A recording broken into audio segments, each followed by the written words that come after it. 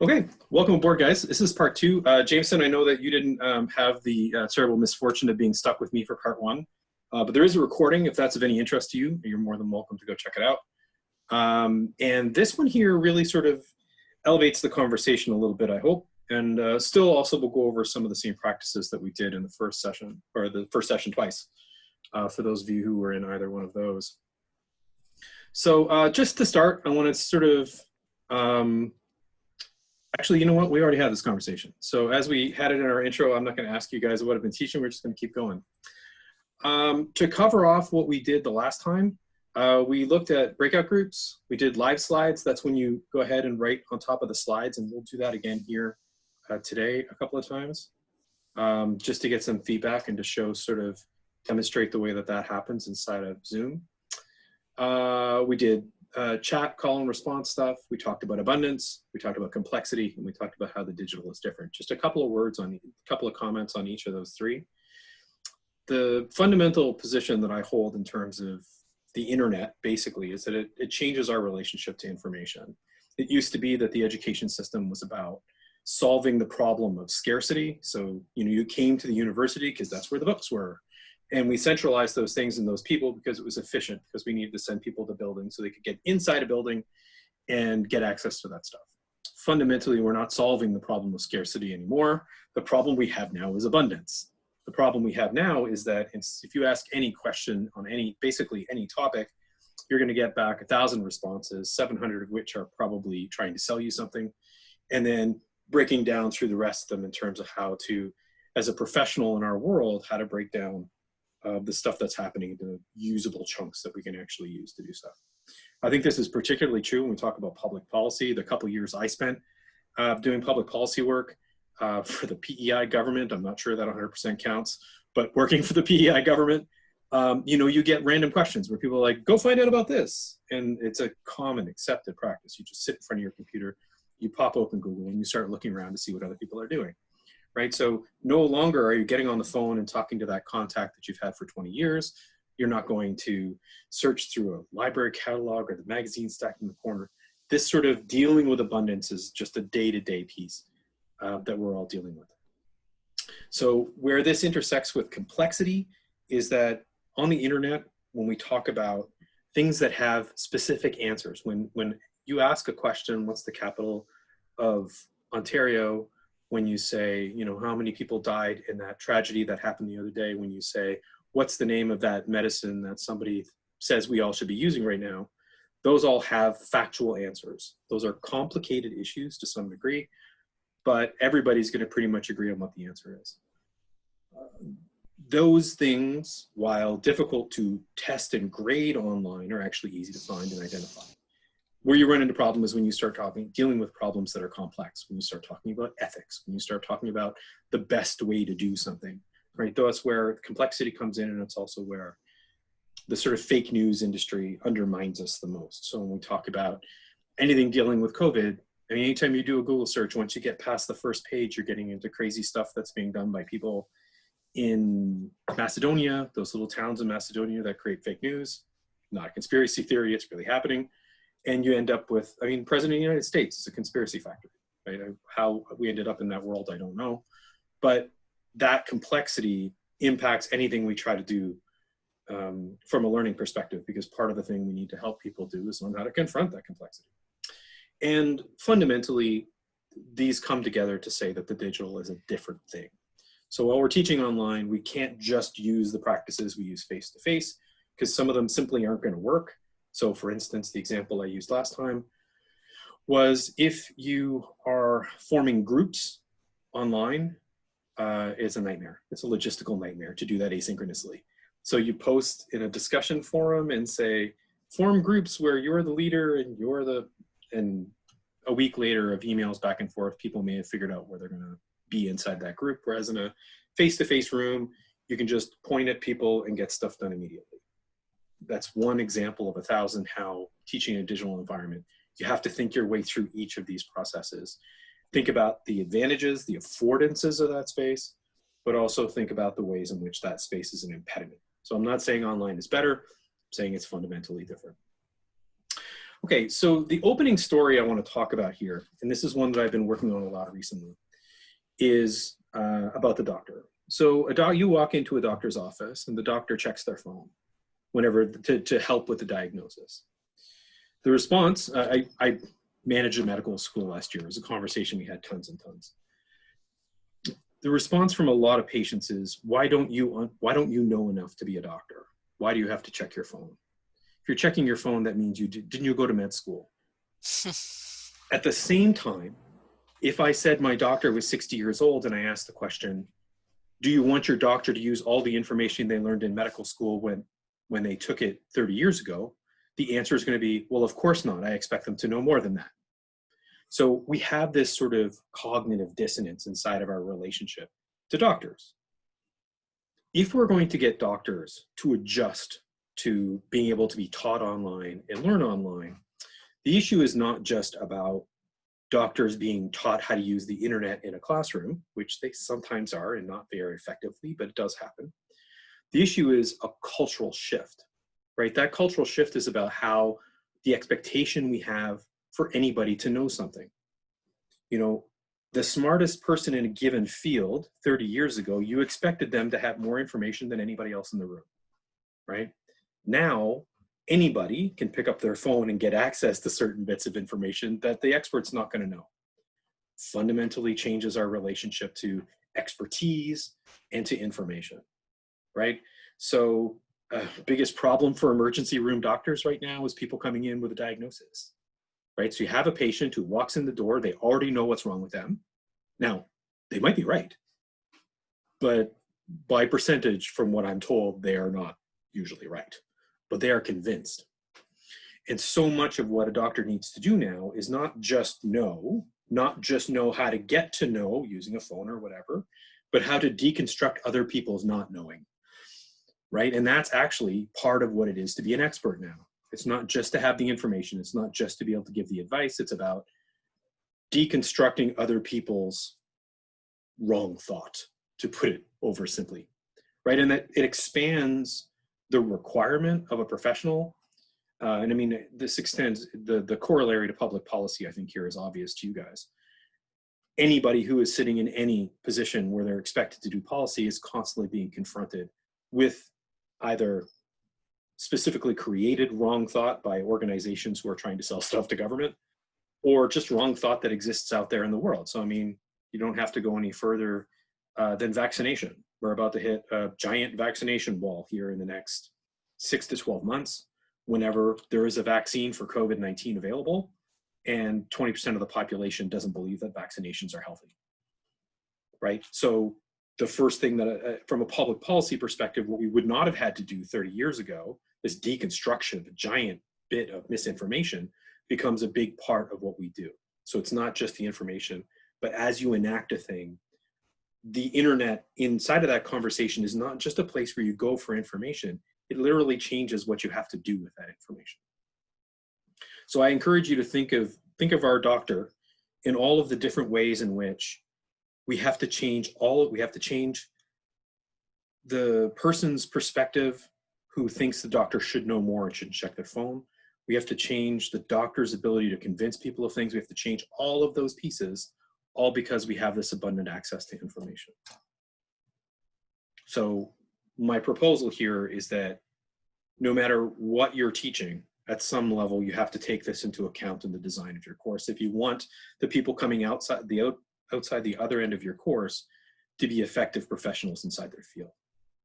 So that's kind of a argumentative comment. Anybody have any feedback on that? We've only a couple of us here, so what do you think? Dave? Yeah. Louis speaking.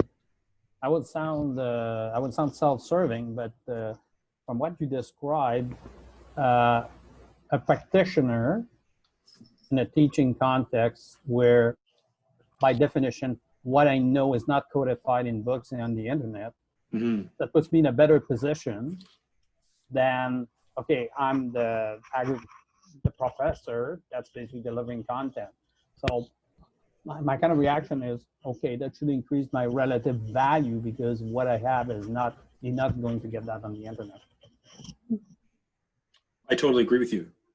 as long as that's the way we see ourselves as professionals, and I think that's very much the transition that all of higher education has to make.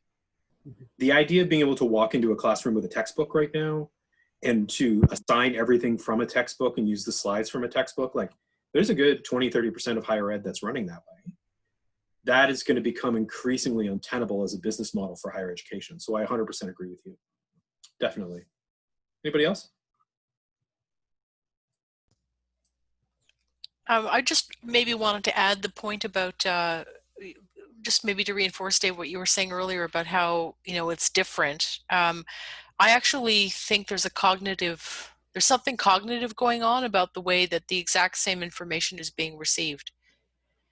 I am speaking on the law side. I'm delivering exactly the same content as I was in person, and they're just processing it differently, and they're not able to process as the same amount, and they're reacting to the information differently.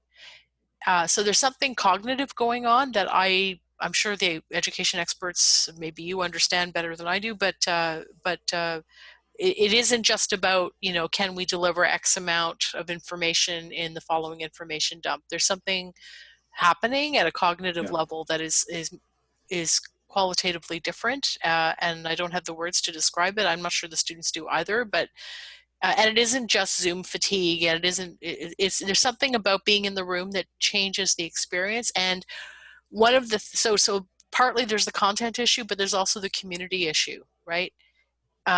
So to me, it's content and community, and if the students don't feel like there's a learning community being built with you facilitating, I mean us facilitating it as partners in that learning environment and facilitators in that learning environment, then it's not going to work. Then it's just an online information dump, and I'm getting much more of a reaction to that on this platform than I have before when it was live. So absolutely, I agree with you. From a cognitive science perspective, I'm actually doing that research right now. First, I would say they have no idea. Like, the research is all over the place. Some of the stuff I've read that's interesting that addresses that, certainly they found in very young children that there are developmental points where they respond to digital very differently than they respond to physical. We have seen, cognitive load theory would definitely address the different kinds of input that you're getting in both situations. So partially just being in a pandemic is going to add cognitive load to people anyway. Being in your house changes your relationship to what you're being able to do, right? So if I'm still in my house, like right now, I'd heard my kids walk in the door 10 minutes ago. So I can't remember whether or not they remember that I'm teaching right now, and whether or not they remember that we're going to order pizza later. So that's somewhere in the back of my brain, right? Being in your house adds this, all of the ephemera of your life comes in. Whereas if you're in a classroom, a lot of that stuff is left behind. You're committed to a single activity. Even if that activity is ignoring your professor, you're at least committed to that activity, right? And so I think from a cognitive load perspective, there's no doubt about it that it's different, because you simply can't clean that out. So I can tell that Jameson has got something else going off camera, and these kids are home, and I get it. Like, I'm not criticizing you in any way, but that's, you know, just the squirrels running by my window. Like, all of those things add up to having the stuff at my desk and the other things I could do. And the fact that even if I don't pick up my phone, I could, right? All of those things, I think, combine to raise that cognitive load. Whereas, to stay inside the science for a second, most of which I don't believe, but this is where they're at. If you look at cognitive flexibility theory, it's about changing the way that you approach the situation. And you have to build, and you say yourself, if they don't feel like that community thing is there, then they know that this session is recorded and they'll just watch it later, right? All of that stuff impacts, I think, because if they're not invited to participate, then they can just tune out and wait. Whereas it's tougher to do in a face-to-face environment. I don't know if I took that too far, but I'm literally, like, that's the research I'm digging into right now. And again, like so much of this stuff, every time you try to think about learning or humans as a science, like on the brain side, I could pull you out an article that proves anything, right? Yeah, I mean, I think there's something more going on than sort of traditional cognitive load stuff, although obviously that's an aspect to it, but there's something about what happens when people are learning together in a room. It's almost a physical thing. Oh, It isn't I see what just you're saying. about, it isn't just about concentration. It's about my ability to read the room. It's about, which I'm normally pretty good at, but I am lousy at looking at the little faces. Like I can see you guys, off in the corner, but I'm lousy at looking at that and kind of figuring out, you know, where people are at. So, and they are having the same issues. They feel like they're talking into a void. And sometimes what I do is what I do with radio, right? When I'm doing a radio interview, I set my mind to believing I don't need to look at responses when I'm saying something because if I do, then I'm going to derail myself, right? So Right. anyway, whatever, I'm going to stop. But there's just something else going on that I don't think the standard psychology theories are responding to right now. I can build on that. I'd say the word that I keep coming back to is friction, like the amount of friction between the students and myself in my experience so far in teaching things. Number one, it takes them longer to get things done. It takes them longer to absorb material. There's at least 4 or 5, I'm sorry, your camera's on mute. Someone's talking over somebody. So there's just the lack of social cues that you just don't get in an online environment. So it's clunkier. And so even when you're trying to replicate the spirit of a class, it's really hard to do on any platform that I've used so far, number one. And number two, I had, Professor, to your very point, like I had this, whoops, I said it out loud moment last week where, week 3 of my class here at U of T, and I was really enjoying the discussion. And I realized for the first time that I was never going to meet them. Like, not really. And I said out loud, oh, I guess we're never going to see each other. And it was a bit of, it was a little dispiriting even to me. I had to fake it till I could make it by the end of class. But it was one of those moments of how do you, and especially for a program like what you have going at McGill, how do you create a sense of camaraderie, esprit de corps, and a sense of unity amongst a group of cohort who might never physically see each other, is tough. And anything I can, that's something I'm going to try to accomplish in my course to the extent that I can, some sense of unity, greatest extent possible. Yeah, for sure. Because I mean, it's really difficult, certainly like this, to have it's great to have conversations between 5 people like this, but once you get to 7 or 8 or 10, so I have 22 co-op students I'm working with this year on a variety of projects, and we can't meet at that size and get anything useful done, nor can we connect and get to know each other at the 22 size. I break them down into smaller groups, and that's how we make those stronger connections. The other thing I will say, though, is if you're depending on the visual cues, you won't get them. I agree with you. That's why I try to do the textual cues. That's why I try to do chat cues. That's why I try to do a variety of different things inside this environment to pull in the sort of the experience that people are having in different ways. So at least I can get the cues, because I don't think that I certainly at least cannot look at a sea of 25 faces and tell how they're doing. I just can't. And I've never talked to anybody who claimed that they could. So to that point, I think some of it has to do with the way that we design our courses to not live in this synchronous environment. The more we can do them asynchronously, the more we can have this sort of building community collaboration outside of the way we would have normally done in a face-to-face environment, the more we're going to end up being successful. So the first thing that I tend to do is switch from what content I want them to get to the work I want them to do. Because so much of what we're doing, I think of it as the tyranny of space, right? So much of the way that we design our courses is based around the idea that we either have 50, 140, or 230 minutes to do time. And then we build all of the content, all of the stuff that we do around that time being physically there. And I think moving back towards the kinds of activities, the kinds of experiences you want people to have, and then reconstructing your courses around that alleviates some of the problems of getting people to actually work together and get to know each other and have that other experience. You're never going to have the same experience you're going to have face-to-face. But I think reconstructing the way that you look at it, the design process, gives you the opportunity to maybe build inside the digital environment the way to use some of the advantages of the digital space, rather than trying to reclaim the advantages of the physical space. Do I wish we were doing this face-to-face? Absolutely. One, if we were in Montreal, I could go get better snacks. But also, this is easier if the 5 of us were sitting around the table, right? I think it is, at least. But there are some other things that you can get done in an online environment you simply can't get done face-to-face. So while I understand that I don't actually know, frankly, whether or not how deeply tied the public policy, the Max Bell School is to learning objective structure inside of its, the way that it's built, but that learning objective tends us to drive us towards the content side and away from the experience side. And I think the more you focus on experience, the more you go that way. So we'll talk about that in a couple of things. So the first thing that I would sort of suggest is to think of discussions as content.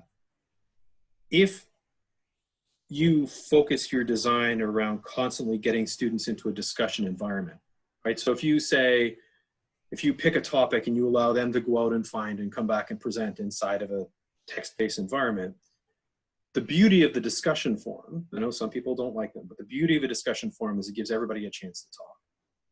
Right? So in a face-to-face environment, the loudest person in the room is always the person who gets to speak. There are 10, 15, 20% of the people in the classroom are the ones who are going to dominate the discussion, maybe 30. If you're a great facilitator, maybe 60 or 70, but you're never getting to 100. There's always those 30% of the room who don't want to talk because they need to think, they need to sit back, they want to contemplate whatever else. The beauty of taking that discussion-based approach is that everybody gets a chance to sit and pause and think their way through a concept and deliver it. So my favorite faculty member I trained this year, Barry, who started not being able to check his email, the guy who I developed the process for, who then at the very end of the process said, "What's PowerPoint?" That guy taught his online course this summer, and afterwards he's now absolutely committed. He teaches creativity. He's absolutely committed to keeping the discussion forum in his face-to-face class because it does give those kids a chance to really process their way. Did you bring enough wine for everybody? To really process their way through their own thoughts. And he ends up with much deeper, much more coherent conversations than he does in a face-to-face classroom. Plus, everybody gets to see everybody's discussion. So the content of the class starts to become the discussion, which really you can kind of get in a face-to-face environment. But if you've got a group that the discussion's not going well, those people don't get that experience at all. Whereas online, they get a chance to sort of have it, and it lasts, it persists past that 2 or 3 hours that you're shoved inside of a classroom together. This is not such a big problem with this group, but it really allows for that customization. The more practical the challenges are, the more practical things that people are facing, the easier it is for them to customize those things to themselves, but that also helps assessment down the road. So one of the challenges that we have in content-based classrooms is that if everybody has to cover a certain amount of content, then when you're going to assess it, you want everybody to have the same answer, which in 2020 is bad because everybody's got a back channel that they can use to share that answer with their friend, and it is easy peasy. And there's really no way to fight against that. It is easy peasy for them to get those answers and put them in. If that's the approach you're taking, your assessment is not going to work. And we'll talk a little bit about assessment and how this relates later. But the more practical and the more personal the problems are, the more individual the problems people are tackling, the more rich those discussions are going to be. Because if you're asking them to discuss the same things, again, you're going to have 27 answers that are all going to look the same. There's Chris. You have 27 answers are all going to look the same, but also it makes assessment way, way harder. Hi, Chris. Hey. How you doing? It's fine. How are you all? No. Louis, Jameson, Edmundo. Who else we got there? Pearl. Sorry to be late.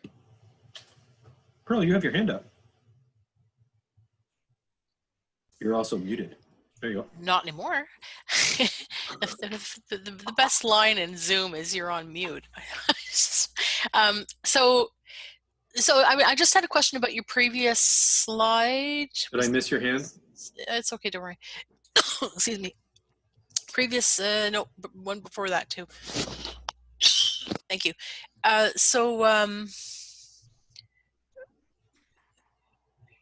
Yeah, so the relationship between the previous slide and this one is kind of what is preoccupying me.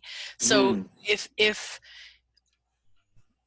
I start with the work that I want them to do and I don't start with the learning objectives, or at least the learning outcomes, then it kind of flies off the rails. I don't know if that's the right metaphor, but anyway, you know what I mean. I know what you mean. Left field, rails, whatever. Pretty quickly, right? Because if I'm not grounded in where I want them to end up, then the work becomes the work is no longer guided by what I'm trying to achieve. So can you speak a bit more to that? Sure. So I'm not suggesting that we teach with absolutely no idea where we're going. What I am saying is that the learning objective, as it's traditionally constructed, that sort of, you mentioned radio earlier, the sort of radio approach where you tell them what you're going to tell them, you tell them, and you tell them you told them. The learning objective tends to wander down in that direction. This is obviously an argumentative statement, but what I'm trying to get at here is that if you want people to actually use the internet, then you can't entirely decide what they're going to go and find before you let them go. And to some degree, the thing that you end up learning ends up being emergent, right? So if they go out, if you have a given topic and it's, I don't know, about legal ethics and you're talking about the rights of the defendant, and you ask them to go out and find particular issues that have happened in the current discourse that are around that. As they come back, they're going to come back with things that are unexpected. And if what you want them to learn is a specific piece of this, you're not necessarily going to be able to fit that in with what comes back. So reorganizing your relationship to that and rethinking the, you can call them out. I mean, there's no definitive definition of either of those terms. So I don't want to speak at cross purposes. But the goal of the course, if it's to teach them how to do a certain kind of thing, right? That process, that work that they're doing doesn't necessarily respond to specific pieces of content that they're going to get. It's an approach, it's a process that you want them to go through. It's the work that you want them to do, right? And the learning objective, as it's traditionally construed, or often construed, as I just literally said that there's no defined definition, and then I just strawmanned myself. But as it's traditionally construed, tends to restrict that emergent nature. And makes really great sense if you have to go 6 months ahead of time, chop down a tree, turn it into paper, and get a bunch of text printed on it. That learning objective works really well in that environment because you are restricted to the stuff that you have. And it's that distinction that I'm talking about. So do I really mean we don't use learning objectives? No. I'm saying that you don't want your learning objectives to come first. You want to think about the process of becoming you want a student to go through, and then go, okay, now is this going to fit inside what I think they need to be able to do? If it's what I think they need to know, if the outcomes are that, if they're complicated outcomes, if that's all your course is, then maybe you look at it a little bit differently. But I think most of the courses that are in this program are not about you need to know these 10 things. It's an experience that you want people to go through. So if I was talking to grade 5 math teachers right now, although I have used this exact approach with grade 5 math teachers, they get super, super mad at me. But I would probably present this differently. But with this program, I see it as a very much an experiential program. And you know, when Louis talks about the stuff that he knows, you can have that as the sort of the theme that we're going to be doing. But if you send them out to the internet, they're going to come back with stuff that you're not expecting. Even if Louis is the expert, the sort of world's foremost expert on the topic, you're going to come up with wrong things, certainly, that they're going to find about whatever topic, right? Because of the way that this stuff proliferates on the internet. Did I talk around that, or did that help at all? Okay, cool. Sorry for missing your hand earlier. You better put it down now, because now I'm looking for it. It's still up. Right there. There we go, perfect. And the other piece that really allows you to get to this online is thinking of the activities as iterative, right? Having them build upon each other.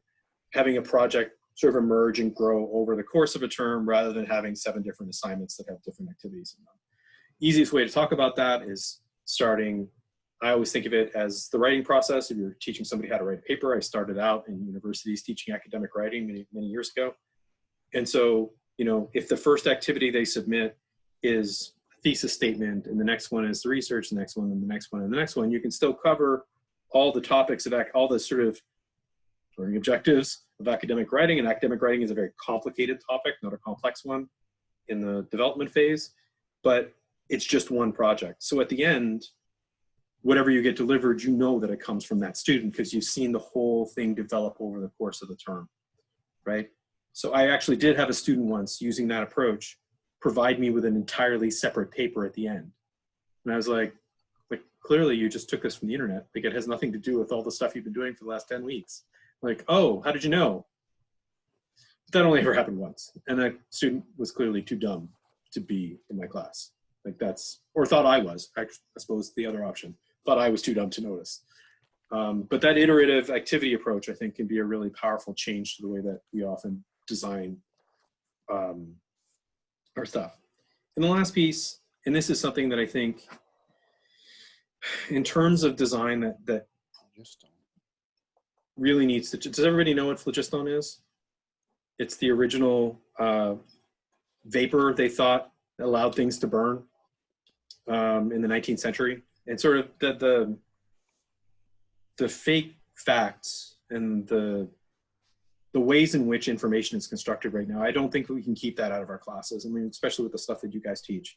If there's anything that I would say that you almost have to add to your course is this idea of how to filter through this stuff to find out what's actually useful, what's actually real, in a way that just wasn't necessary in a face-to-face classroom. And it's not even just about a classroom. I think as a professional now, that ability to weed through, the ability to look at stuff and go, you know, one of the things I always think about is having people tell me to look at other people's strat plans. And I go, oh, man, you have no idea what deals were made on the back end. Like, you can't just take this at face value. There's too much going on in the background here. You need to dig in a little bit deeper. That's always been true. And I think increasingly now, though, for anybody who's involved in the information business, if you're not working through how to deal with misinformation, I think you're doing students a disservice. Really anywhere, I think, in terms of this. Do you, Go ahead. just a question about teach the controversy. I mean, there's lots of controversies that aren't about misinformation. Yeah, for sure. Economic policy is full of controversies. Yeah.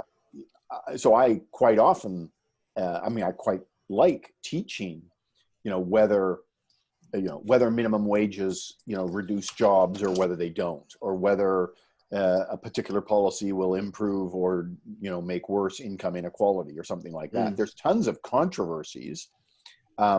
But is the point you're making really about misinformation, or is it just that there's for sure. value in teaching? I mean, I think there's huge value. There's always value in teaching controversy. Yeah. Okay. That teach the controversy in this case is referring to the anti-vaxxers teach the controversy. Gotcha. Evolution teach the controversy. I don't mean to impugn. I think teaching points of attention are the best places to teach, because then what you're getting at is not the content, but how do you weave your way through this to come up with good decision-making practices, right? That confrontation of uncertainty, to me, is the best kind of teaching. As long as your students are confronting uncertainty, they're hitting situations where they're developing the skills that are going to make them useful in whatever they're trying to do in the future. So, Jameson, in your course, do you actually address the issue that taxes are evil and that sales taxes are particularly evil? As a recovering liberal, I don't see that as a controversy. That is a settled no. I mean, I like your language a little bit, better, Chris, for my purposes, which is more, I'll make a distinction. The controversy in the case of HST in Ontario would be Dalton McGuinty going back on his promise not to raise taxes. The tension is what public policy choice do you want to make to raise more revenue, right? To me, those are two different things. One is sort of hyperbolic, and the other is a practical. There's a dilemma and a choice between a regressive tax or a corporate tax, or So I like that distinction. That's how I'm teaching my course currently, and that's how I hope to teach the course next week. But spending some time on the calculation that Dalton McGinty made to go back Sure. on his promise is pretty good stuff too. Sure. Yeah. I mean, and that's, and back to what Louis was saying before, how we won't be replaced by the robots, Louis. Like, you know, We hope. here's hoping. I like augmentation as opposed to automation. But I think, at least I'll speak from I apologize, Chris, from the U of T experience. I've been hired here to teach a course in policy and politics because they realized they were graduating a class of public policy students every year who had no idea how political decisions got made.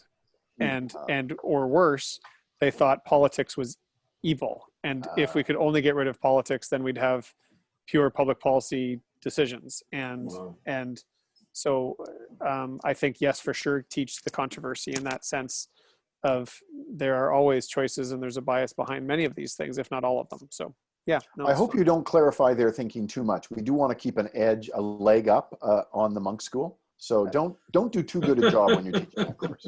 I'm doing my best. I'm doing my best to be mediocre.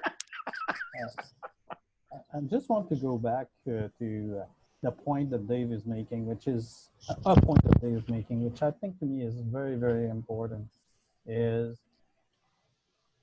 actually what has changed from, let's say, 30 years ago. Like, when you use the word abundance of information, that's an understatement. There's a massive flood of information. And so on anything, fundamentally, you cannot start, if you're teaching, from the assumption that people have no views, or they're kind of like at zero, or they're at some level where they're open to a view because they don't have a view. In fact, most people have views, or have formed views already. They have like in terms in the back of their mind, because they've been exposed to so much information. And the point of Dave, I think, is very fundamental, which is you need to be aware of that. You're not it's unlikely you're starting with a clean slate. On that point, Louis, I think, again, I can't speak to other disciplines, but in economics, lots of people come in. You're quite right. They come in, they have access to lots of information. I would argue that a lot of that information isn't very good. And as you well know, Louis and Jameson, there are lots of myths in economics. And you could actually, thinking about learning objectives, you could actually think about a course as saying, okay, my objective here is to address 10 myths that you probably have if you are, the typical student, because I could easily identify 10 myths that people have about economics, and discussing the myths, and of course where they get those myths, right? What kind of information they're using to fuel those myths. Yeah, because they're going to go back to those places over and over again until you stop them from going there. I just want to reassure Chris that I've dealt with all of that stuff by starting off my law orientation by saying you can just forget everything you learned in economics. It's irrelevant. So we just start. We just start with that as a place to go, and it's all good. Oh man! Wow, that's harsh. Tough group. That's harsh. I mean, and Chris, you missed this at the beginning, but I really think I keep going back to the doctor, right? That emergency room doctor. Half of their job now is deconstructing the things that come in the door. Right. Because everybody comes in with a feeling, I clearly have housemate's knee, right? Like I have this idea in my head of exactly what's wrong with me. And they have to deconstruct that before they can reconstruct it. And I think exactly, yeah. In my classrooms, I'm always thinking that way. I need to deconstruct your idea of what learning is. I need to deconstruct your ideas about how you go about doing this so that we can get to the point where you can start growing outwards again. But on the controversy, Dave, and I don't know if you're seeing this in your students, either in law or otherwise, Chris, is the two, the availability or the characterization and the use of expert evidence, right? It is becoming a large part of the conversation, at least with the students that I'm having. So step one of that is, which evidence should I be relying upon, and which is going to be relied upon by elected officials, number one. And then number two, how do you beat back against the increasing sense that because I am an expert, I should almost be dismissed because I've lost touch with the common person? Seems to be some of the, sorry to use so many air quotes, but some of that, being more aware of that and trying to come up with skills and tools to combat it to the extent that you can, or to broaden your evidentiary basis, are two things that I'm trying to talk to them about. So. And if I could just jump in on that, Jameson, Yeah. I think that's a really interesting point, because so much of how expertise is dealt with is disciplinary. Yes. So in the media, it's whatever. I mean, I was on a call this morning where I was asked to respond to something that an activist had said that was just completely ridiculous, right? And so and that person had held themselves out as being knowledgeable on the topic, and it was just so completely absurd that one has to sort of delicately take that apart. So that's the media, which is its own thing. In law, you have clear criteria about who gets to be an expert. What are your qualifications? How long have you been in the discipline? Are you, is your stuff peer reviewed? How well are you? I mean, and I'm sure, in every discipline is its own thing. But I think one of the problems, and I just want to circle back to Dave, to maybe, and Jameson, to you as well, given what you do, is the media tendency to accept whoever says they're an expert as being an expert affecting the way that students are perceiving what expertise is? Yes, 100%. I would also say that, and I wrote fame-based expertise in the chat room. I don't think it's only the media. I certainly seen the same thing with elected officials, where it used to be that anybody who had a name big enough to be consulted probably had the background you were talking about. Whereas now, people can become figures in the field in a variety of ways, right? And then suddenly, if you've got a book that's published, and I mean, education, we're like assaulted with this, like it's ridiculous. But it's true in almost every field now, where anybody who gets a reputation sells a lot of books because they wrote something in a clever way or whatever, has a good blog, is good on Twitter, whatever that happens to be, right? Suddenly becomes the person who an elected official is consulting. Find me the most famous person. Pearl, I think there's a media element to it, but I also think there's two other parts, and one that I'm just trying to be alive to. The first one is, one of my students last week, this is particularly for those with an environmental background or passion, where they will say something like, I worked in a summer internship this summer, and the deputy minister of environment isn't even an environmentalist. And I didn't even know where to begin with that, right? Like trying to explain to them that the leaders of the public service, nor the minister, necessarily have to have a deep level of, as you just put it, domain expertise, when that's how they've been trained to value that. And so trying to teach them to value other abilities as well. And then I think also media / I would just add in sort of the public discourse that why the experts let us hear. We need to broaden the number of people we listen to, I think is part of the challenge. Anybody else want to jump in on that? I'm only teaching for a week. I don't think we can fix all these things in 1 week. Maybe if we had to, but. What's the name of what you're doing, Jameson? I should know this, but I don't. I'm the HST course. So Intergovernmental Affairs using HST as the case study next week. So I also have the added burden, Pearl, of the first day. I'm pretty sure as I look out at their faces, 8 of the 9 of them didn't get their first choice course, and so they're in the tax course. And they're from Bangladesh. Yeah, right? and so by Wednesday, they actually think I might actually know something, and this might actually be interesting. Seems to be. So good luck with that. I haven't actually looked at who's in which course, Jameson, but view that just as a challenge. Yeah, no, totally. You want to make sure that they think you're as funny as Howie Mandel. There you go. Yeah, no, it's I think the fun part of my course, Pearl, is teaching them that tax policy isn't about taxes. That it's about broader aspects. It's about strict political choices. It's about the social outcomes that you hope to achieve from those levers and whatnot. So, but okay, so you're kind of doing a focused instrument choice thing. Yeah, exactly. So, but I apologize, Dave. I have to go cook dinner for future public policy students at McGill. Can I, if I want to access the first video, because I'm coming late to this, could I find that has it been sent out to us on? Yeah, I think yeah, there are some email issues. So Chris, I'll be staying up late tonight redoing my syllabus. So some stuff has come to me a little bit late in the game, but I will. Okay. I we'll do what I can. But can I get access to the first video, Dave? yeah, for sure, for sure. It was Yeah, in the so first email, no? It was in the email I sent a couple days ago, but I'm happy to resend it to you. Okay, thank you. I appreciate it. What are you making? Is it good? It is fast.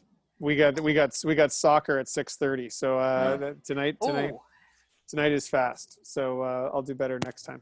But it's just pasta. But anyway, thank Take you care. guys. I appreciate Enjoy it. your- Enjoy your taxes. Chris. Enjoy your taxes. Thank exactly. you. yeah, exactly. I also did Family Day, so I'm not all bad. But there you go. All right. Take See care. you later. Bye. Take good care. I'm not all bad. That's awesome.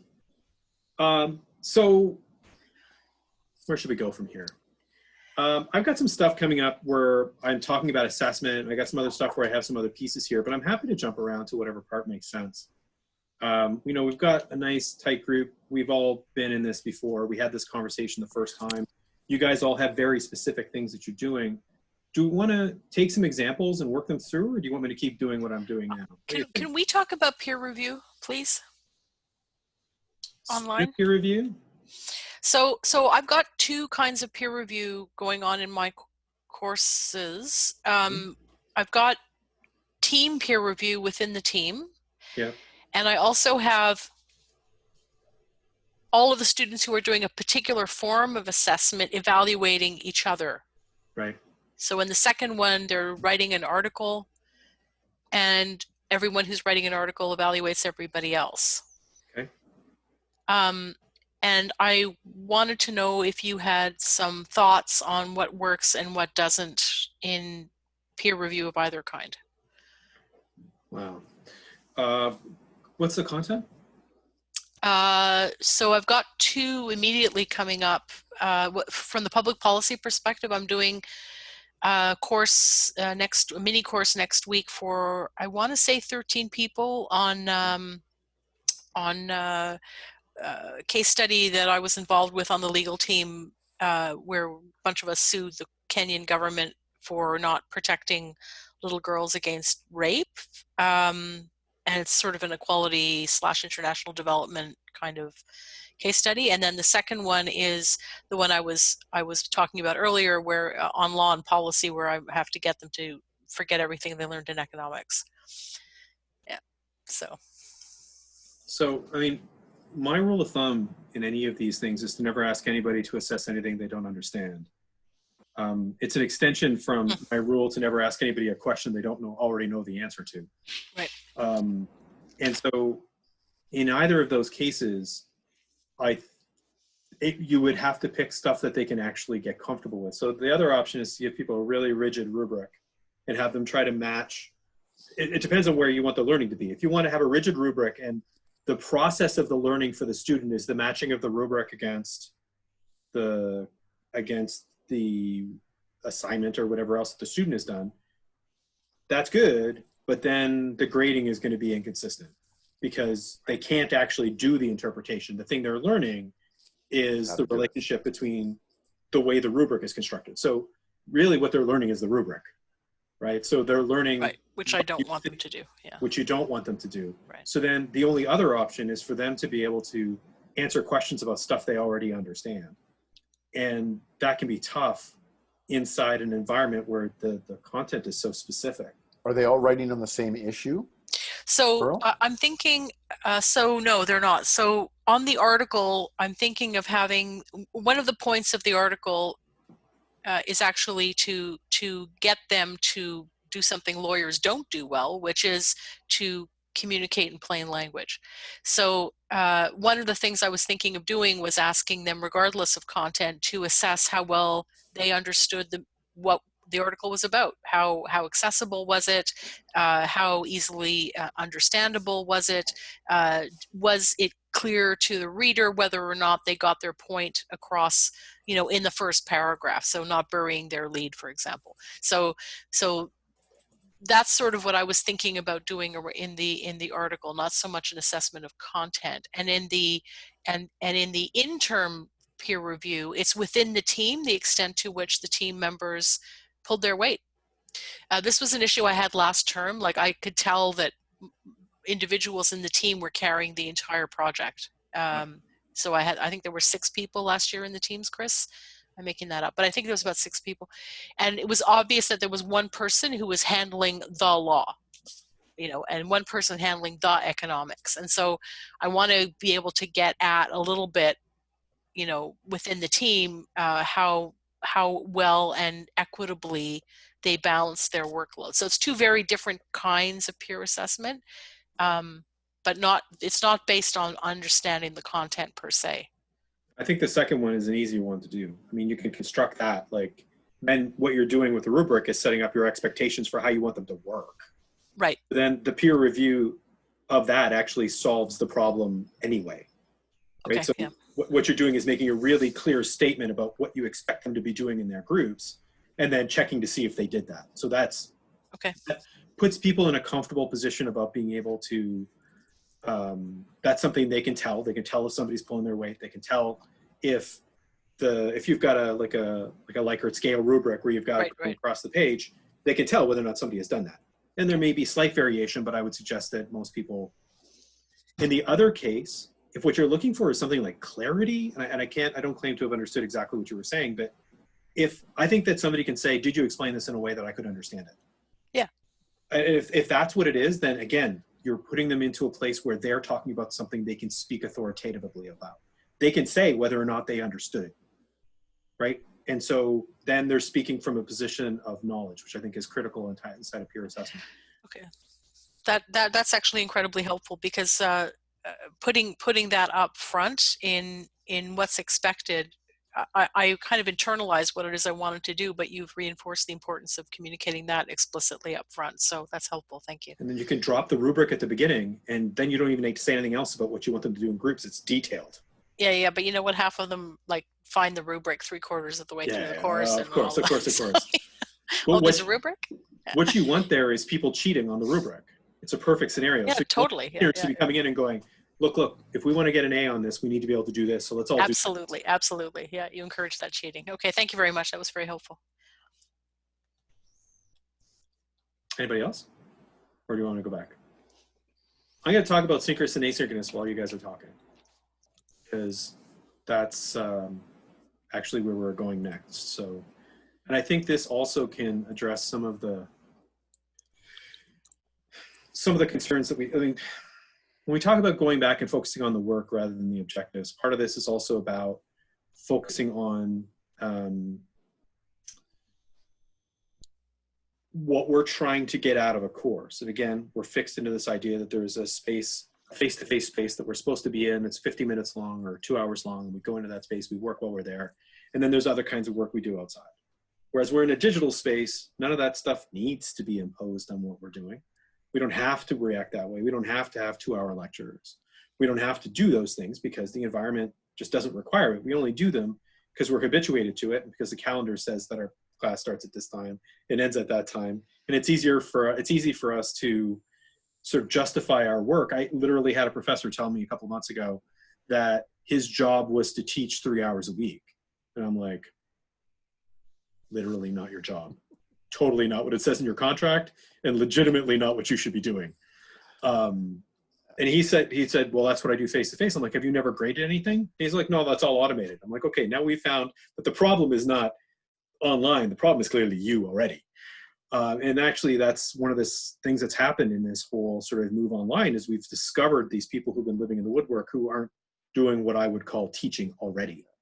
But the internet exposes that, right? It's not the internet that causes the problem, it exposes an existing problem. Unfortunately, we have so much of what we do is based on the Carnegie unit, right? We have 36 hours for a course. According to the Carnegie unit, it's watered down since 1910, but the way that it looks in the US government documentation is for every in-class hour, there are 2 to 3 hours you're expected to work outside the class, right? And everybody's kind of heard whisper of that over their time inside of higher ed. Different institutions have it written down, some of them don't. But if you put a group of 20 random faculty in a room, 3 or 4 of them will tell you that that's their understanding of how universities work. if you map it out against things like community colleges, where a full course load is 15 hours of class contact time in a university, and a full course load in a community college is 45 hours, you'll notice that the numbers actually work out, right? So our whole perspective on the university is that we have this time in class and this expectation that we're working outside of class. When you condense a course, that doesn't work that way anymore. And then when you condense that course and put it online, you need to reflect on what you're doing again, right? So there's all these pieces that get involved in this conversation. I'm not trying to, certainly not trying to make specific claims about condensed courses being good or bad or whatever. I'm just saying that they force us to reflect on the way the university hours are constructed. The asynchronous course hour, the idea that we have a total amount of hours we want a group of students to work, I think is the safest way to think about it. So you think about how many hours you want students to work, like legitimately, how many hours you want them to work.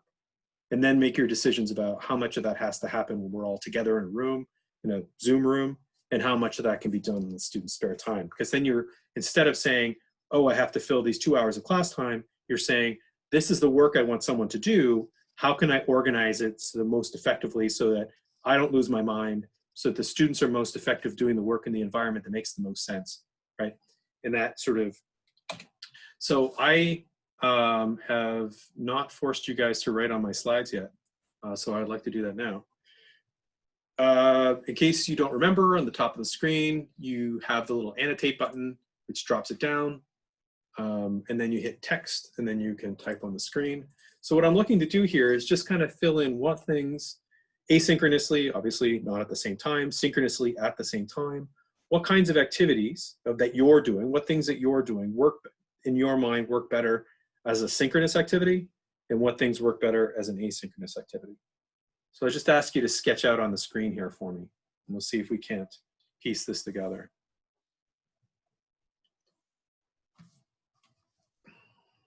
Oh, I think you're going to get more success using the text button than trying to draw the letters. Yeah. Text button. Hold on there. No, how do I do text? Oh, there we go. Text.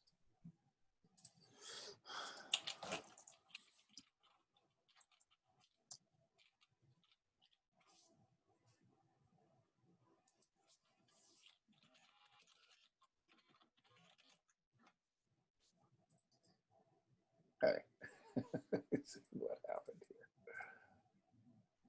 In the news, discussion posts, engagement discussions about class materials. Yeah, and that certain that whole idea of getting discussion, like having that discussion be a part of the course, I think, is going to be, that asynchronous perspective gives you a really great chance to inside outside classroom. Somebody want to give me a description of what they mean by that? Yeah, that's me. So what I am doing in the law course is to have them go away in the context of their assignment, develop their proposal, and then come back and teach it to the rest of the class in the subsequent class. So they're actually driving the content using the work that they did in breakout groups. And for reasons I don't understand, it's called an inside-outside classroom. So that's not my jargon. Sorry for the moving desk. I just moved to standing up. No worries. Interesting. So because it's synchronous, because it allows for that. It all happens in the classroom. So they're actually in the classroom doing a breakout group. They develop the assignment content in the classroom time, so it's synchronous, and then they come back and deliver it to the plenary group in the next class. So it's all synchronous. Yeah. So up in the upper left, I wrote down under asynchronous, I wrote down, and this was partly being glib, it got covered by somebody else's comment, but my underneath word was readings. Right? So to me, readings are obviously work asynchronously, right? People do it at home. They do it when they want. That's kind of the obvious way to do readings. So, so that's always been the asynchronous part of teaching. The reason I write it down is because I start to think, well, if it's sensible for people to do readings asynchronously, then why do I do anything? Why do I do anything called lecturing in a class? So I've just delivered 6 weeks of micro, and I basically did lectures, and I did exactly what I would have done in the class, but I did it online, and I use PowerPoint and slides anyway. But I must say, I wonder, I'm thinking about my course next term, and I'm wondering whether I should simply say, okay, well, I want you to read some stuff, and here's my slides that I would have presented, but I want you to go through those. And instead, what we will have is synchronous discussions. But then that only works if you can get people to actually have done the work before. Yeah. And then they come in and they ask, and then it's more like my office hours. So I had synchronous office hours, and they're obviously much more, I shouldn't say obviously, but they are more engaged, right? They ask questions, I answer, they go back and forth, whereas the lecture ends up being the lecture. We stop and we have questions every once in a while, but I just wonder whether I should just eliminate the whole concept of a lecture. Well, frankly, if the answer is yes, let's eliminate the lecture this year, why shouldn't I do that for the next 20 years? Like, why do I lecture? I totally and entirely agree with you. So I think that there's literally the next slide is the mini lecture. And I think there's value in the idea of short bursts of your knowledge of a situation. So let me talk about the structure that I would build what you're talking about. So you have the readings, you have the assignment, then you have the live meeting, right? So you put the assignment between the readings and the live reading so that there's something they have to get done that's concrete before you meet with them. So if you say you need to submit your reflection, let's say you want them to read this article, and then you say, submit your reflection to that article, then we're going to talk about it. Then we're going to have our live session. So then what I would do in that case is I would open with a mini lecture where I'd be like, look, I looked at your responses. I need to say this thing. And so you would do a 5, 10, 15, 20, depending on how complex that thing is, sort of, here's what I know, or here's what I think you're missing, or here's some context, whatever that thing. But that context is directly targeted at their exact misunderstanding because you just saw it.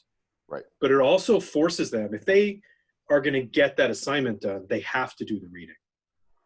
And then when you come to your synchronous space, then you have some evidence. If somebody hasn't posted their assignment in time, and then they come to your live lecture and you're like, Jimmy, why don't you tell us how you felt about that reading? Right. You're going to pull, especially in the size, like in the master's program, like, and most people in the master's program are going to get their assignments done if they know. If you just ask them to read, I was in a ridiculous PhD course this summer where we had, I think I talked about this last time, but there's an expectation that we're going to be working 16 hours a day in the course. I mean, it's not going to happen. And to get the readings done, it's basically what you would have had to have done. So there were 80 or 90 pages of academic articles every night that you were meant to do a synopsis of for each one, and then write a response that integrated all 4. Yeah. It's not going to happen. So what happens is everybody becomes task-based. Everybody comes up with a system for how to get through, and nobody actually reads the articles because you can't. So you read 4 or 5 paragraphs at random, you pull up one quote from each one, and then you find a way to wrap them together because there's no other way to survive. So I'm not saying do that because that's dumb, but giving people a good set structure of time where it's scaffolded in that way can end up with some really, really rich discussions. And you're still lecturing, but they're not prepared lectures on content that's set up in advance. They're directly targeted to the work the students have done the day before. Well, and also with that model, if you start with a short video, so what I've written down here, maybe this isn't exactly what you said, but I thought it was, like a short video, reading, assignment, discussion, live discussion. Yeah. But the short video then, I think the danger for me would be make sure in that short video, you're not going down the rabbit hole of kind of technical details. You're giving them the high level, this is the big point of this section of the course, or these are the few big points. Now go away and actually figure out the details in reading. Because otherwise, you don't do a 15-minute lecture of details unless you're just going to do one detail. Well, and Chris, I just want to, so I've had the distinction of sitting in on a couple of Chris's lectures, and looking at how the students responded to your slides and how I think it would actually be a mistake given maybe some of this is style based, I don't know, but as somebody who was in the kind of receiving side of Right. your lecture, you have this really great style of being able to communicate the information clearly, and then the students were able to intervene and say, yeah, but what about this and what about that? And it's the real-time ability to respond in that moment where Right. I saw students really responding to you. As somebody watching that from the outside, Chris, I think you're kind of going off and doing, and some people are doing this. My husband's doing some of this, going off and kind of doing lectures and just saying, go away and watch them and let me know if you have questions. I think would actually be counterproductive given what Okay. what I saw happening in your classes. I mean, in your orientation. Sorry. Well, that's interesting. So, because what I did try to do in all of my lectures, so yeah, you saw me in the orientation week, but in my 6-week course, I made sure that I put in something every kind of 10 to 12 minutes that would be kind of a question, or I would actually have a kitchen timer that would go off every 12 minutes. Because otherwise I will talk for 3 hours, right? No problem. No. We're like twinsies. Right? But you put on the egg timer for 12 minutes, and that forces me to say, okay, are there questions? Or maybe get people to write on my screen, or we take a vote. So maybe that's good enough. I don't know. I mean, I will wait for a week, I suppose, and see my course evaluations and see how students liked it. But I tell you, when you start thinking about asynchronous stuff, you then start thinking, well, why should I do anything that's conventional? I'm certainly not suggesting that he records the same lecture that he would do now. No, and I didn't understand that. And I think you're right to say, so one of the things that's happened this year is I've given students a grade. I've graded the engagement portion, so they have to do discussion posts, but part of the grade is actually to interact with each other's posts. Yeah. So, and they've gone nuts. They have gone this is on my law course. They've gone completely nuts. And so I've actually had to write to them to tell them to stop because they are, I mean, lawyers do tend to react to these kinds of incentives, I guess, but, and they want the grades and all of that. And so I get that, but I've had to tell them to stop because I told them they needed to do 2 or 3. Some of them are up to 8, and they're not going to have the time to do their papers. So that was a real lesson. Like, that wasn't, I'm having trouble engaging them. That was, once you put the incentive there, they over-engage.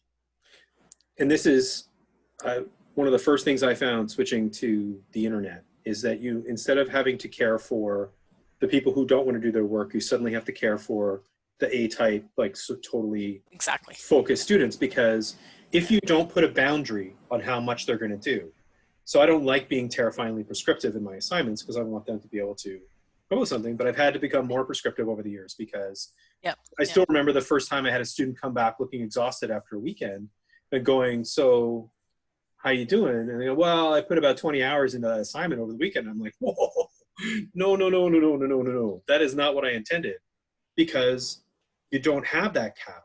So I would like to, I want my learning objectives to be reasonably subjective, but at the same time, if you don't put any structure on it, you're going to end up with some students going nuts, right? On the groups thing, Chris, this year, where are we? Should I be pre-assigning groups, and what do I do if I have specific groups and I'm not breaking out randomly on Zoom? So you're talking about your core course, not your case study. Yeah. So for your core course, you should receive a set of teams that will be the same teams for your course and for my Soon's course. Okay. So it's exactly as happened last year. So they should be there will be 5 teams of 5 and 1 team of 6. but Right. they'll be different teams than what Ian and I had. We've shaken them up. Or Okay. we will. Okay. It hasn't happened yet. So, Right. so we're still going with the idea of we put them into teams. We have tried to mix around the economists and the lawyers and the accountants and the engineers Right. as we did last year. But this year we've added to that. We're also trying to organize them roughly by time zone. So the people that are 8 to 10 to 12 hours ahead of us are actually together. Okay. Which actually introduces a bit of an issue because that we're also trying to mix up the Canadians and stuff like that. Well, the people who are 8 to 12 hours ahead of us are, you know, where they are. So anyway, so you will get, you know, in the first day of the class from Helen, Edmundo, maybe you could just remind Helen of this, but Helen and Andrew, I suppose, will be coming up with those teams, basically the first day of class.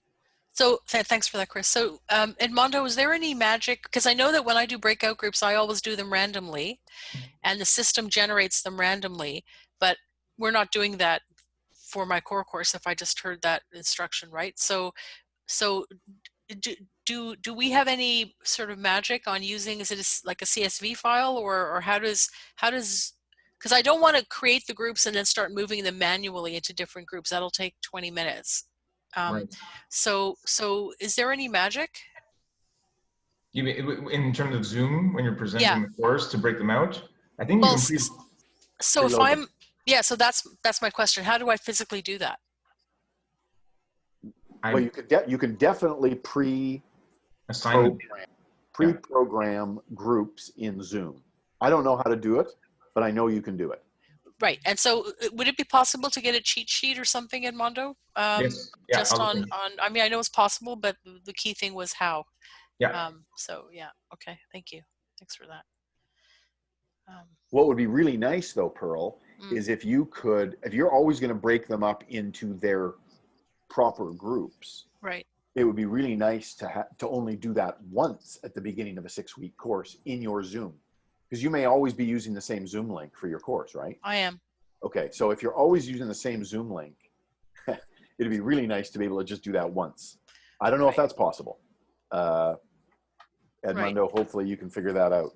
And then Dave, sorry, this is a little bit out of we're getting a bit specific, but so if for whatever reason my assignment works better with 4 than with 6, will that create a problem if I change the groups? It sounds like it will. Yep, because they're supposed to be the same groups across both classes. Right, okay. You will have, so there are 36 students. There are 7 groups. There are 6 groups of 5, and there's plus one of 6. Yeah. Okay. 6 of 5, 1 of 6. Okay, I'm going to have to go back in and see if I need to fiddle around with that. Okay. All right, that's helpful, Chris. Thank you. Sorry, Dave, we went off a bit script there. That's okay. I got a chance to order pizza for my kids. It's all good. Hey, Dave, when you say a short video, yeah, is there do you have some professional advice on what is, is 5 minutes, useful? Is 15 minutes too long? Because I can make, if I'm going to do the short video route, and I'm not sure I am now that I heard what Pearl said, but you could still do a little bit of everything. Oh, sure, yeah. Mm-hmm. Like what's a short video? So I have a lot of feelings about that. It depends on what you're trying to get done. And I don't want to be mealy-mouthed about it, but if it's one concept and one thing, I like to try to hit the 2 to 3 minute mark. Right. And say one thing. If it's one of the things I really find is super, super helpful is not actually a 10-minute lecture, but a 10-minute interview. I like 10 minutes with interviews. So if you bring in somebody else who's like the expert on that topic, one of your colleagues who's the expert, 10 minutes I find is about the right length for an interview. If you're going to do the equivalent of a lecture, I always like to think of it in thirds. So if you take an hour inside of a class, it should take you 20 minutes to do the video. Or if you like TED Talk length, 16 minutes, like in that range, but I mostly don't go past that number. So those are the sort of 3 spots that I look to, is somewhere in the 2 to 3 minutes. And if obviously, if it's too much of a concept, it might bleed out to 5, but I aim for 2.5 to 3, bleed out to 5, 10 minutes for interviews, and then like 15 to 20 minutes for a full lecture. Okay, good. That's a nice little menu of options there. I like that. And I find the interviews are super, super powerful for students because they bring in that other voice. And I mean, we all know people in our fields who are just that person who has that thing, right? So I did a sequence of interviews in March and April where I brought in a bunch of colleagues to talk about very specific issues around this whole COVID transition business. And some of the best responses I got were those things, even though, and I do it for other people too, and they don't take that long, right? Because nobody needs to go back and edit a 10-minute interview. If people know what they're doing, you flick it on, you go onto Zoom, you hit record, you have a conversation, you hit stop, and the video's done. And nobody expects it to be, to have like blinking lights and a frog jumping out of a cake. Like, it's not required for the approach. It's just you having a conversation with a colleague and them having the privilege of listening in on 2 people who know what they're talking about. I mean, I assume you know what you're talking about. 2 people who know what they're talking about. I can fake it. That's all, same thing. But 2 people who know what they're talking about and being able to listen in on that conversation. If you care about your field, being able to listen in on the big kids, it's like going over to listening in on the big table when you're a kid, when you're on the side table, and you always want to hear what's going on. So I think it's and also more importantly, maybe it teaches them how 2 professionals in the field interact, right? And it gives that sort of, because so much of the time we spend as teachers, we spend as a person in a position of authority, but then they don't get to see how we interact with our colleagues. And I think online, they see even less of that. So getting a chance to see how 2 colleagues discuss an issue, you know, the way that they construct an argument, the way that they talk about it, and the way they sort of, well, obviously you know how to, or whatever, those pieces I think are just as valuable maybe as the content. Okay, good. Thank you. Yeah. Okay. So I had a couple other directions I was going to take us in, but really, you guys are always so much fun to talk to. I never know where we're going to end up in any conversation. The last time I did about half as much as I expected, but I thought we had at least I enjoyed the conversation that we had the last time. The next concept, if you guys, and again, just cut me off, I'm happy to chat or order pizza or whatever. But the next concept I wanted to talk about that I think is useful is the idea of presence, teacher presence. So we just skipped over the whole assessment section, and I'm happy to go back to that, but I don't think it's relevant to the flow of the conversation we're in, but this might be. So this is from 1999, came out at least partially out of Athabasca. What it does is it talks about all the ways in which we're present inside of our classroom, content presence, teacher presence, that idea of how we're socially present, how we're cognitively present. And it lays out this sort of way of thinking about the educational experience that isn't just I'm a teacher with stuff and you're a student receiving stuff. And it tries to look at that whole environment. And one of the things that I like to think about when we move to the internet is how everything I do is my presence.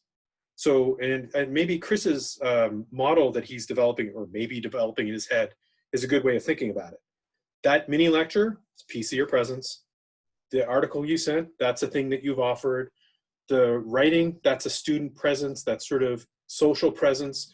And then when you come to that synchronous activity at the end, it's another different kind of presence, right? And they're all just the ways in which you are, because to the student, they're not necessarily going to see a huge difference between the article you send and the video you send. It's just stuff they're getting. It's just a way in which you are telling them what's important in the course. And, you know, it can be, I know most of you aren't using sort of strict textbooks, and there's those texts at least that we're using that define the presence that we're doing. Get your slides, and, you know, Chris was saying, you know, I could just hand you my slides.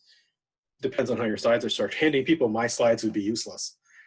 This slide, for instance, wouldn't get you very far. It just says slides on it. Without the context, it doesn't actually help. Whereas if you're writing out your slides for them to be read, is slide the right model for that?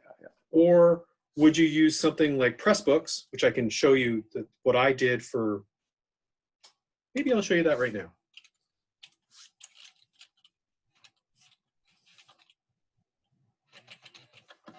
So the course that I taught in the spring was basically around this idea of 12 key ideas. And what I used is Pressbooks, which basically is just, here are the 12 concepts that I wanted to cover.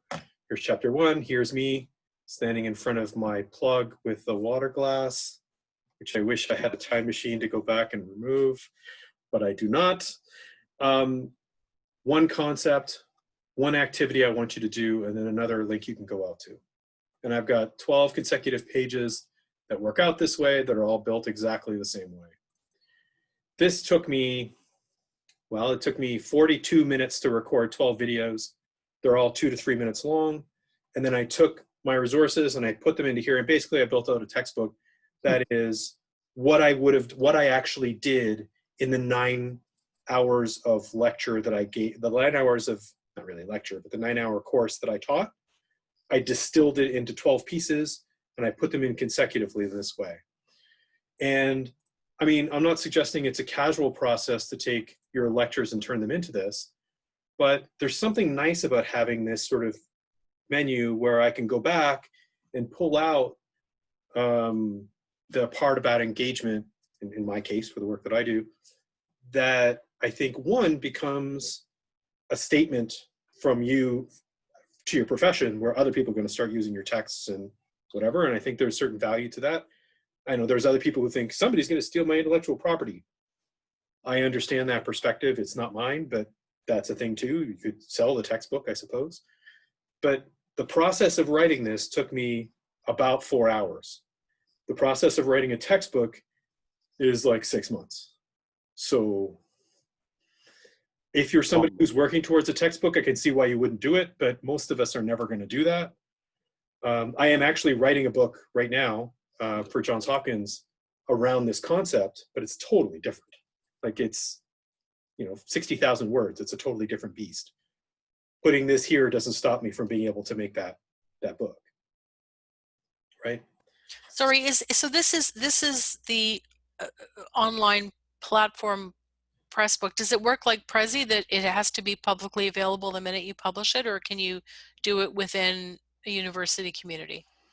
This is private. That you can turn it on private or turn it on public. It's not really designed to have the kind of flexibility that you're talking about. It's not really, this is a public doc. This is built to be a public book. But we could do this on in Zoom integrated in my courses. I mean, each one is a 3-minute video, a 3-minute video with a, it looked like about 1,000 words of text, probably not even. Not even. And then an assignment that you click on or something, right? So yeah, there's a bunch of ways you could get this done.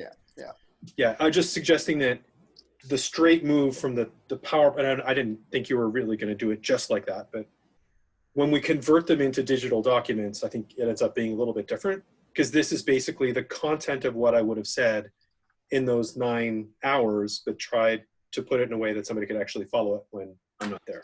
But your point that that if you were to give your slides to somebody, it would be useless because your slides are useless without you, right? They're useless without.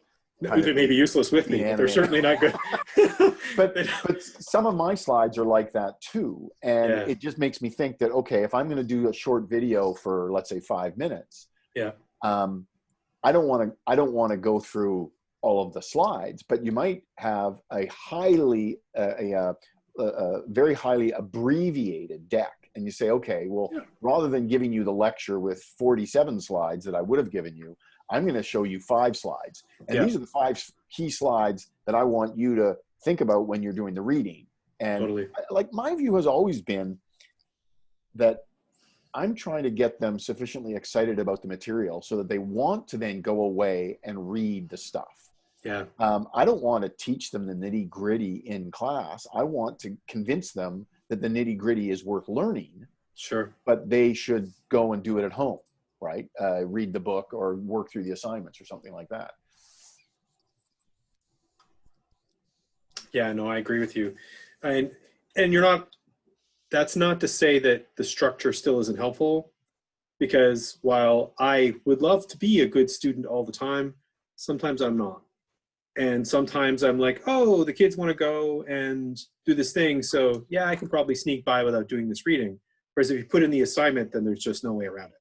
So yes, build for, it's like trust and verify, right? So you build it so that try to make it as enthusiastic as possible, but you slide in that piece there that makes sure they get it done. Yeah, no, I mean, that's good design. And then those pieces, the beauty of those video recorded pieces is unless the material changes, and it might. Oh, I think I have a whole section on this that I don't think we're going to get to, but when we're dealing with content that's being created, I actually have something, I wonder if I have it here, that, yeah, there it is. Okay, so when you're creating those videos, I like to think of the concept of the disposable learning object. So either I'm building something that's going to be changing for next year, because the thing I'm talking about is like if you'd write anything you did on COVID right now is useless in 12 months time. Like it's just, I don't know where we're going to be, but whatever you're doing now, unless you're talking about life in October of 2020, it's not going to be useful. So do it as a disposable video. Turn the thing on, talking to the camera, turn the thing off, and post it. Don't put any effort into it. If you're doing something that you're going to be able to reuse, then putting some time into it, having a graphic designer get involved or whatever else makes perfect sense, then you're building an artifact that you can use for the next 5 or 10 years that becomes something that you recycle, that you're able to use every year, right? So there's some concepts that don't change. And then I would, the more that concept, and to address the slide, the more that concept is complicated, the more that it's a step-by-step, it's something you're revealing that everybody in your field knows, that I can imagine the conversation on tax from earlier being this way, right? Look, let's just talk about what taxes are. Like just what they actually are. Like you're saying taxes are evil, but you like all the things they pay for. So you can't forget the things that they pay for, because, you know, it's like, I have a colleague of mine who's just moved here from the States, and he's never lived anywhere outside of the United States. And every conversation we have, he goes, you guys do this thing that I don't understand. And then he comes to understand why we do it. So he's like, oh, I understand why your cigarettes are so expensive now. I tracked it down. You put all that money right back into the thing. And they're like, well, that makes sense. It's almost like you can see the problem happening. You're planning ahead. You're like, yeah, no, there's a really good reason for that tax. I'm not suggesting our system is like totally coherent or anything, but there's some of the things we have in place that like actually make sense. And I think a lot of students, and the tax, I never thought of it, but it's a beautiful example. People just don't, we have this idea that taxes are bad, and we don't compute the idea that, oh, they're why our culture holds together, you know? Gas taxes pay for roads, not necessarily directly, but anyway. So if you are going to build those complex pieces, I wouldn't put too much time or effort. I mean, obviously try to do the job, but I wouldn't put like money into it or get the design stuff or whatever. Having an intro slide, like just a straight up, like you could take a slide out of your slide deck and put it at the beginning, put it at the end, and then you're done. I actually think this is a really nice, when I think about my lecture slides, they are the complicated slides, but the complex video, the high level story is what you need, right? So the highly abbreviated, like 5 slides that are the key images, but I really like this distinction. Oh, very cool. Nice. Yeah, no, okay, so we've got about 20 minutes left. I don't know if you guys want to push through the last, we didn't take any breaks. Chris came in at about 42 minutes where I was going to actually move towards breaks. We didn't do it. Sorry. No, that's okay. I heard stop in 5 minutes, so just thanks for everything, Dave. And then when we talk tomorrow at some point, I'll try to call you. Sorry, who are you going to call tomorrow? Undo. Edmundo. Okay, good. Just on the technicalities. Okay. Yeah. Thanks, You. Louis. Bye-bye. Bye-bye. Bye. Take care, Louis.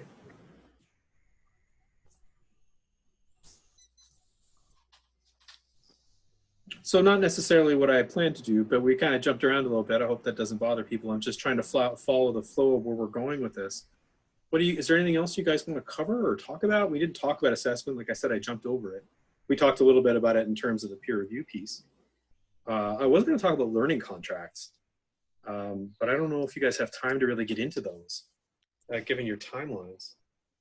So I think one of the things, Dave, right now, at least from where I'm sitting, is that my syllabus is done and it's into the students. So I mean, the learning contract, if you will, is kind of already baked in for this term. But I mean, I think it would be helpful to kind of go through some high-level ideas and any insights you may have on what we need to be thinking about when we're presenting it, or I think that would be useful.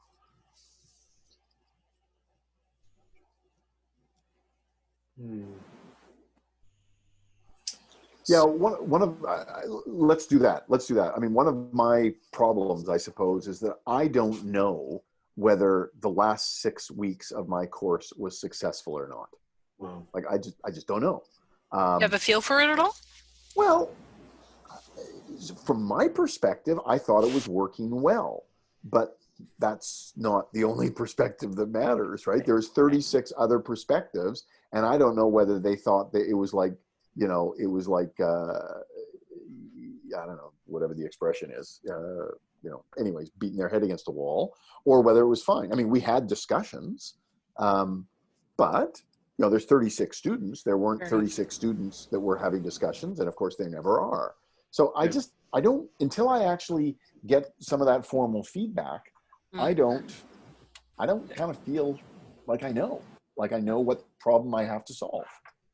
Chris, just quickly, I know the obvious, how this differs from last year, but last year's cohort, this time, just after you had finished your first course, and we had some problems last year with the physical location of our classroom, but besides the physicality of giving an online course, were you able to read last year's cohort better than this year's simply because you were doing it live?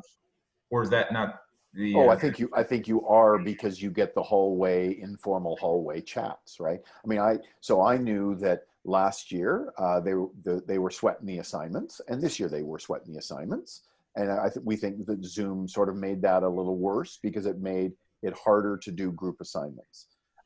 It was also the case last year and this year that this was their first time in a graduate program. So they were sweating that, and it's fine. I think if you asked me last year, how did my micro class go? I would say it was fine, right? Lots of kind of regular engagement, lots of questions, some people having a hard time, and that's okay. What I don't know is, because I don't have that informal connection with them now, I don't know whether they enjoyed the lectures. I don't, I think some of them did, but I don't know kind of on average whether they did. I don't know whether they found that I talked too much, didn't talk enough, didn't entertain enough questions. I just, you kind of feel like you don't have a feel for that. Mm. In fact, Andrew might even have a better feel for how the students think about my class, because he ran 2 town halls, and then presumably got a bunch of responses about both Ian's and my class. So, but from my perspective, I thought my lectures were awesome. Right? They were beautifully delivered, and I'm sure they were well received. So what do I know? I mean, to some degree, there are not a lot of solutions to that. You can look at the quality of the work that comes in. You can look at again, a discussion forum. You can look at the how high level the conversation is and whether or not they seem to be grasping it. But at the end of the day, you don't get that. Is there energy when they walk out of the classroom? Are they still, that thing that you do when you really hit it and all the students are still talking at the end? Exactly. Like, you don't get that. There and yeah, you just. But some of that will come through on the formal evaluations. If they take them seriously, I mean, I would expect them to say something like, you know, yes, he did 2-hour lectures with a break in the middle, but that's still too much. Or, you know, he should be more tangible in his examples, or he should do more pre-recorded lectures, or his assignment should be more something. Right? I would ordinarily get comments of that kind. You know, I'm just sort of reflecting on the general conversation. Unfortunately, I'm going to have to leave soon as well, but I just wanted to say that I think we should be really gentle with ourselves on student evaluations this year. It's the first time we've done this. And as I said in an email, you know, Chris, that you would have seen, I just really feel for the profs who were kind of, you know, the ones who were standing there getting, you know, getting the initial feedback around students, because it's just, you know, it's all so new. And, you know, even when you get this, and we'll all get this official feedback for this year, I just think we need to take a step back from it. I'm not saying ignore it or undervalue. Cut ourselves a little slack. Cut ourselves a little slack. And I mean, I'm trying to cut the students additional slack too, because I think, you know, it's a reciprocal process. But I just think whatever comes out of this year, we need to chew on it and digest it, and not assume it's reflective of either effort or kind of capacity, because this is all just like, we're in a new world, right? And Dave, you've referred to that a lot in your kind of initial slides, which, you know, I found very helpful when I was doing this the first time, because I needed to kind of take a step back from the panic of, oh my God, I've got to completely redo this course and I don't know how this is going to work, and how are they, you know, I'm keeping myself sane by saying, you know what, just breathe. And let's not necessarily, you know, be too hard on ourselves, I guess. And those students are going to have, you know, we talked earlier about people coming to courses with pre-existing ideas that are bad. Like, you know, when you come to any different topic where they're going to have, I think it was Louis who said, we just need to realize that everybody comes to every topic with an idea right now, whereas 30 years ago they didn't. All that's equally true of your online teaching. So they may come to your online teaching and not like it, but they might be wrong about whether or not you're doing it well. I also think there's a difference, though, between undergraduate courses and the level of students we get at Max Bell and that I see in the law faculty. I mean, there's just a different, you know, like to me, it's very much about giving them a lens through which to understand information and data, as opposed to, you know, saying you need to memorize the following 10 cases. Like, what's the point of that? You know, there's no point to that. So the expertise, I'm coming back to my comment earlier about Chris's lectures, you know, the value of the expertise is saying in real time, what does this mean? Yeah. You got this great graph. I mean, I still don't know what the graphs mean, but you know, to actually have somebody, I'm sure there's a point to understanding price points. Like, I'm sure it's there, and, you know, Chris would explain what it was, but you know, joking aside, having somebody there to say, what does this mean? That's the expertise, and that's, or at least that's the perspective. You know, like, I'm thinking about the economics students last year who couldn't have cared less about law. And the best I could have hoped to do for them was to say, you know, here's a different way of looking at the world. It's not that it's more or less valid, but if you don't understand that, you know, ultimately when a court decides whether a particular economic approach is relevant when it's making a policy decision, it's the court's decision. It's not going to be the economists or the anthropologists or the scientists. It's you know, it's a syncretic discipline in a sense, right? So making sure they have access to that window, it seems to me, is the best I can do. I actually like that way of saying that. I think it is exactly right that we are giving, especially in this program, you know, in a master's degree in economics, it's a completely different beast. But in an MPP, you know, I need to give them an economics lens, and Pearl needs to give them a law and rights lens. And, you know, Taylor is going to give them a media and something else lens. And they need to understand that those lenses exist. They need to understand that they may not know how to use that lens, right? Because there's, you know, at least 15 of the students that knew nothing about economics, and there's easily 15 that knew nothing about law, right? So they need to know that the lens is there. They need to know how to use the lens. They're not going to become an expert in the lens, but they have to have an appreciation for the lens and for all of the lenses, because there's a whole bunch that they're going to need Sure. when they then go on later in life. And anyway, I think it's a very good way to think about it, and maybe to make them consumers of that, to use economics language, to make them intelligent consumers of that lens rather than expert producers of that lens, because that's what they need to be, consumers of that. They need to be users of that lens. Yeah. I think you don't like the economics language. That's all right. That's all right. That's all right. No, I was just hesitating because the consumer user idea is to me about the paradigm shift. Like what changes when you look at this differently? You know that theory in physics that stuff changes when you stare at it. You know, Heisenberg uncertainty principle. Okay, and so and certainly that's true in quantum physics, right? So the idea that when you look at something long enough that the thing itself actually changes. So my objection wasn't to the economics language. It was that the appreciation that what you're looking at itself fundamentally changes depending on the lens that you're using. And that's a slightly different point, I think, than just being able to grab onto the lens, know where it is, and stare at it. Fair enough. It's kind of, so that was what was going through my head. But I'll consider that a friendly amendment to my statement, because I think because if I had a legal lens, right, and I don't, but if I had a legal lens, if I understood anything about the law, then, or with each bit that I would understand about the law, I would then start to see things differently.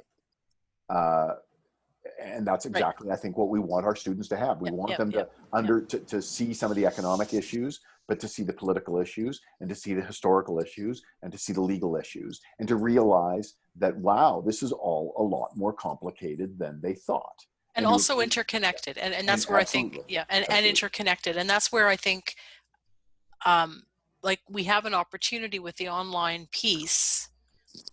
Dave, your kind of thoughts around complex and complicated. I think we have a space here to think about what those connections mean as between disciplines. So actually in the orientation I'm actually going to be talking about Chris's orientation slides, because I want them to see how law would see it differently. It's very easy for me to get up and say, here's a bunch of stuff about law and off you go. But if they don't understand how to connect or how to connect it to the media piece, right? If they don't understand where those connections are, then I'm not sure they come away with a lot other than a bunch of different people talking at them. And in those orientation slides, I actually stole Dave Cormier's distinction between complicated and complex. I saw that, yeah. So Dave, the way I pitched it is I said, look, microeconomics is complicated, right? There's a whole bunch of moving pieces. You got to figure out, how each one works.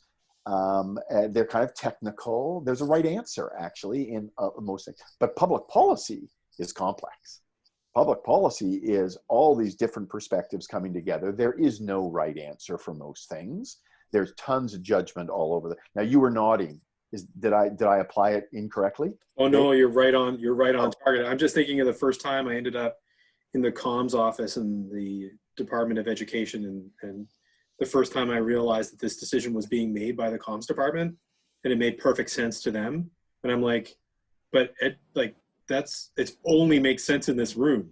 Like, as soon as you walk out that door, this lens, I understand why you're doing it. Yeah. I need you to understand that there's these 4 other perspectives in which it doesn't work. So, and that, it's. And I play this tape, actually. So I don't know, Pearl, I don't think you were there, but I gave this talk in the orientation week on on the public interest or something. And I played this tape from CBC Ideas program, and it was the chief science advisor to the New Zealand Prime Minister.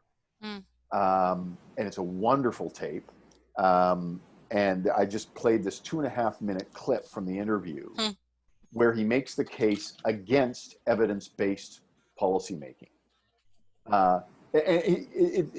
It's not really a case against evidence-based policymaking, but what he's really saying is, he's saying, look, scientists stand up and basically say, the science is very clear on this point that you should do X, Y, and Z, so you should do X, Y, and Z. And this guy, Peter Gluckman, I think was his name, and he says, well, that's what the science says, but that's not what everything, that's not what the politics is, that's not what the economics is, that's not what the social issue is. Science is just, we need to inform our policy making with science, but we need to inform our policy making with a whole bunch of other things as well. And you can't just say the science says X, Y, Z, therefore you have to do X, Y, Z. And that's exactly why I played the tape for them. He actually says it as it's a case against evidence-based policymaking, but I don't think that's really true. That sounds like clickbait, but so the way I get that issue in my classes is I actually look at the interveners list in cases where the courts are dealing with public policy. So for example, in the Carter case, which was the assisted dying case, you look at the list of people who intervened, and you've got the scientists, you've got the doctors, you've got the evangelicals, you've got the conservative groups, you've got the women's groups, you've got the disability groups, and you've got the other religious groups, and you've got the grassroots groups, and you've got the individuals who are dying and want to die. And so, and what that does is it comes back to this idea of syncretic, what law does syncretically, which is to say, yeah, sure, the science is a piece of this, but that's not necessarily where we're going to come out. Right. But I think it would be a mistake to say that you ignore the science. I agree. Being a scientist at heart, I suppose. But here's the release from Gluckman from the actual. Did I get the name right? Was it Peter Gluckman? Something like that? Peter Gluckman, towards better use of evidence in policy formation, a discussion paper. I'm assuming this is what he was talking about. Not so clickbaity here when it's presented in this way. Yeah, better use as opposed to not evidence. Yeah, absolutely. Well, and I'm assuming it's a 30-minute ideas interview, and I played a 2.5-minute clip. Yeah. But anyway, it's not. It really isn't against evidence-based policymaking. He's just saying, don't be so simple in thinking that the scientific evidence is the only evidence you need. So, folks, I'm afraid I'm going to have to sail off into the distance. But Me too, David, actually. just wanted to, Dave, thank you for putting up with us, not letting you get to most of your slides. And, as the last time, we're a tough herd of cats, but this was really helpful. Thank you. Is this the first of a couple? Like, what's the? I'm not. I'm This now. is the second, right? no, he means of this version of the core. Oh, right. Yeah. So I have kind of lost track now of how many